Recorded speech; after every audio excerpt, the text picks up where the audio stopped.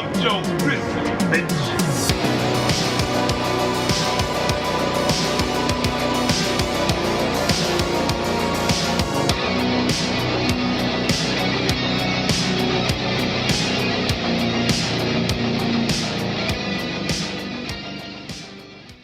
What up, Militia? I mean Joe Grizzly, and when I'm not running for my life from a bunch of weirdos doing the Naruto run, I'm at the Grizzly Cave, watching movies, reading comics, listening to mail, and of course, crushing beers. And I am back to bring y'all yet another highly anticipated review, and this time around, it is Weapons, the newest film from Barbarian director Zach Cregger. And as of right now, it is sitting at a 96% on Rotten Tomatoes with a certified fresh seal, and the question is the hype real? Let's find out. This is Grizzly Grade Reviews.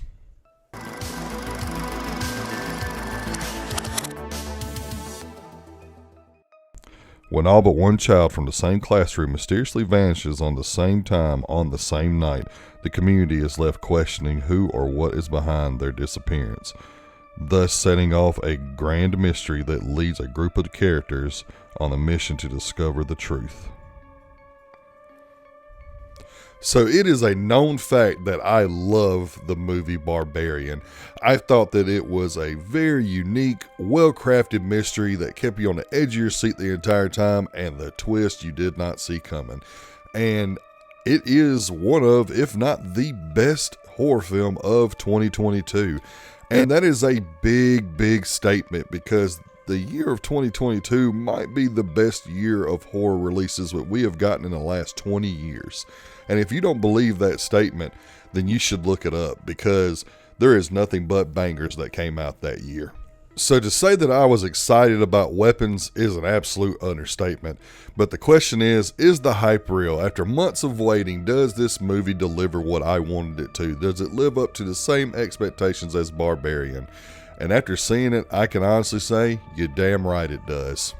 So starting out with the positives, the cast all around is solid. There isn't a bad performance in the house. And the one that is probably the most surprising to me is Julia Garner. Julia Garner finally lives up to her potential and her hype, because quite frankly, I've been kind of underwhelmed with her performances. Sure, she was great in Ozark, and she was perfect casting for how her acting style is for the Silver Surfer in the Fantastic Four movie, but overall, I have honestly felt like she has been very wooden in a lot of her performances, like she's just phoning it in, like there wasn't much emotion going on there, like she's just doing it for a paycheck. And I know that I'm out on an island with that, but it just seemed like she was a very overhyped actress, and I can tell you now that my doubts on that have kind of been put to bed. Like, she could backslide and go back to giving those same lackluster performances like she did in the Wolfman remake. But in this, she is absolutely wonderful. Just really good, emotionally flawed character that just wants to find out what the hell is going on, and to honestly clear her name, because everyone thinks that she has something to do with all of these kids disappearing. And I think a lot of her performance is also linked to how well the character is written, because she is this person, like I said before, who's very flawed, but she is a person that cares about her students. She cares about the kids, despite all of her outside flaws, like her having a drinking problem, her having an affair. It's one of those things that she has all these human flawed characteristics about her, but one thing that is not questioned at all is her love for the kids that she teaches, and how she just wants to find out what happened to these kids. I think that Josh Brolan gives a great performance in this as well. He is that guy who is just trying to find his son and is willing to do anything that he has to do in order to find him and to get to the bottom of everything. And his emotion that he displays, not where he is sitting around sobbing and crying about everything, but his drive to find his son and to not rest until he finds his son, is something that I felt like was a very compelling performance. Like, He even goes as far as to, like, he's sleeping in his son's bed because he is truly grieving that his son is gone and that he should have told him he loved him more and he should have done more to be a better father. And that is something that shows such a range of emotion, and not many people can pull that off, and I think that he did a fantastic job of delivering that performance. And his drive to find out what happened to his son is something that is very commendable as well, because he is legitimately not resting until he finds his son or gets to the bottom of what happened. He even goes as far as to neglecting his jobs, allegedly neglecting his marriage, and goes out of his way to do things that no one else is doing. It seems like everyone around him, other than Julia Garner's character, is actually just kind of going about their lives like nothing really happened. And he refuses to move on. He refuses to stop the search. And it was really good to see someone that in a situation like this, which stuff like this, maybe not to this scale, does happen in real life, and it seems like a lot of people just sit on their hands and not do anything, and he is not that guy. He goes out, he questions people, he looks into all the theories that he has and follows them down until he debunks them. He does everything he can to find his son, and he did a damn good job of portraying that performance. And the rest of the cast, they're great as well. There's literally not a bad performance in the house. The other standout would probably be Benedict Wong, who plays the principal and the boss of Julia Garner, who is very concerned, but he is very by the book. He is doing what he can to preserve pretty much the peace in the school after this horrible tragedy and this crazy mystery of all these kids disappearing. He takes the one kid that did not disappear, and he is super protective to him, even if it's to the fault of that child. When he doesn't understand that this is a time to be concerned. This is a time to figure out what's going on. And yes, the child might be traumatized, but you have to do your due diligence. And eventually he kind of comes around to that and to Julia Garner's way. Although he will not work with her, he does his thing in order to figure out what he can do to help to figure out what the hell is going on. If there's one thing that we have found out about Zach Cregger this far, is he knows how to write a mystery. He knows how to craft this mystery aspect of his movies that keep you engaged. They keep you locked in and always guessing what is going on. And in this movie, he's kind of teaching a master class. And I thought that the way that he structured this movie, because the movie is told in a non-linear fashion, almost like a Pulp Fiction-esque fashion. And that type of storytelling can really jumble up a movie and make a movie very confusing. But the way that Zach Cregger crafts this movie, he does it in a way that keeps you engaging but doesn't let you get lost in translation. And I thought that he did a great job of that, making that mystery very engaging. And it speaks volumes because this movie, for 2/3 of the movie, is a slow burn. It is one of those movies that it slowly builds anticipation and suspense and gives you just a little bit to keep you engaged. And the way that he does it, it's like the slow burn aspect at its best. And that is something, especially for me, slow burn movies for me, they're either really good or they're really bad. They either exhaust me or either they have me intrigued the entire time.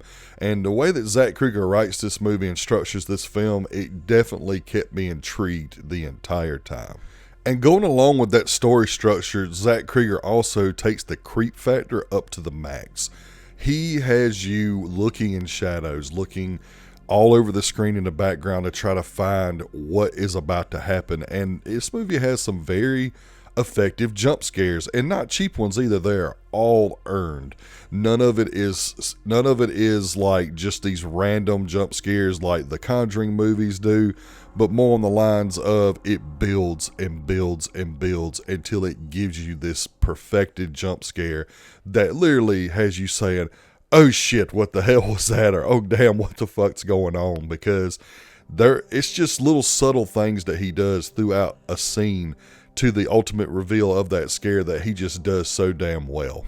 And he achieves this with really good background cinematography and very cool imagery throughout the scenes, and the score, the building score, the way that his score is composed and structured also lends to those scares and that creep factor.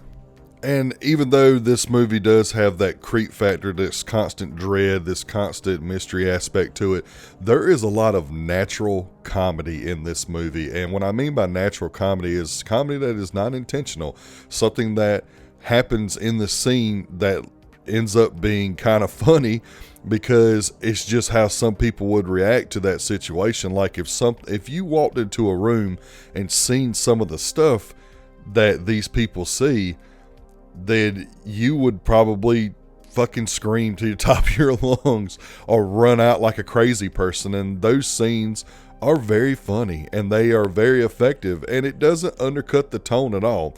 There's one scene in particular with Josh Brolin's character where he is having this dream, and the end result of that dream ends up being a jump scare.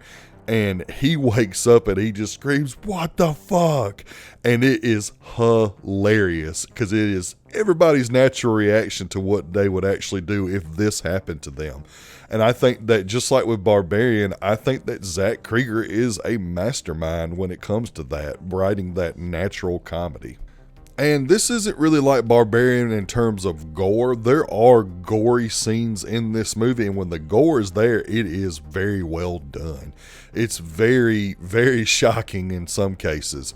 But there's a lot of little things in this movie that make you cringe and squirm in your seat that, once again, is super effective. One thing in particular is this one little simple thing that happens twice in the movie, and that had the entire crowd in my theater saying, "Oh shit, no way," because it's something that is so small, not really graphic, not really gory, but something that just had me squirming in my seat. And just like with the creep factor, that gore is also bolstered with really good sound design, where when you do have moments of gore, there are these sounds of these gory actions that are happening that really get under your skin and really have you engaged on that gore at the moment because it's so well done and the sound design is so well crafted. And finally, the big reveal to me was satisfying. The cause of it all was very satisfying to me and very unique, and something that takes this movie into a different subgenre of horror that to me is either normally not well done or normally done in a fashion that you have to endure a slow burn folk horror-esque movie in order to enjoy it. And that's something that I was very satisfied with, because it takes this concept and it gives us such a unique perspective on it and a unique take on it that I was extremely satisfied by the ultimate reveal and the ultimate conclusion. Moving on to the mix aspects, these two could very well be something that was just in my theater, but there were moments where the lighting in the movie was so damn low that I couldn't see shit. And I don't know if that was intentional or if it was just the quality of the screen I was seeing this on or what, but there are moments where I can't see a damn thing. And I don't know if that, again, if that was intentional or what, because normally you can tell that, oh, my screen is just not that great. But in this case, I really couldn't. I don't know if it was intentional or not. Now, there are moments where the screen's really dark and the fade into a more lit perspective is done very well. So that's why it leads me to believe that it could just be my screen, but ultimately I put that into the mix section. Also too, throughout the movie, mainly in the beginning and the end, there is a voiceover like narration going on. And at the beginning of that movie, that narration was so low, the volume was down so low that I could not hardly hear it. And again, that could also be the theater that I seen it in. I don't think it necessarily was, because I have seen some other creators and stuff talk about it. But for me, I couldn't hear it most of the time. And I don't know if that was, again, my theater or what. And also with the voiceover, I think that the voiceover, the narration, it serves as a exposition piece. And I do think that at times that exposition, particularly at the end, is very hand wavy. Now, it works. I thought that they did a good job of using that and utilizing it. But at the same time, I do think that us seeing something take place on the screen more than someone telling us works better than actually having it say, and this happened and that was it. And that was something, again, not a make or break thing for me, but definitely I feel pretty mixed about it. Moving on to the negatives, there are, just like with most horror movies, some logic issues here and some very poor character decisions. I don't find them as egregious as some horror films do, but we got 100 years of cinema that we should be beyond some of this. Now, I do agree that some of this stuff has to happen in order to push the story forward or to push the plot forward, but some of them are just absolutely ridiculous. And Barbarian had the same issues, like, why would you go down in the creepy basement? Why would you go into the trap door that is in the creepy basement? Especially after when you walk in this trap door, there is a room with a video camera and a dirty mattress right there where some ungodly, terrible things have happened. And then you look down this dark corridor and it's pitch black and it goes down into a hole. Why the fuck would you go down there? No person with a sane brain would go and do some shit like this. And Weapons has some stuff like that. Not near as egregious, but it does have that. And that's always going to be disappointing to me, and I'm always going to have to hold the movie accountable for that, because we shouldn't be doing this now. This should be something that we should be past. And also, there are some like hidden messages in this movie or hidden themes in the movie that get brought up particularly one gets very well displayed, and it is never talked about again. It's never brought up ever again. There's also something that I think is not necessarily subtle, but it's something that can be kind of dismissed as just something that happens in the story, but it happens twice, and it's like this commentary on this specific fear that people have, and I don't know what was the point in both of those messages being put in there. One in particular I had to do research on, and it is just kind of out there, and it feels so out of place in the movie. So I just kind of wonder what Zach Cregger was thinking when he put both of those type hidden messages or hidden commentary in a movie. I just didn't really understand what the point of it was. And again, it doesn't affect the movie, but it definitely feels like those two things are very much out of place in this movie. But overall, guys, if you liked Barbarian, I do not see you not liking Weapons. I do enjoy Barbarian a little bit more, but Weapons is still damn good.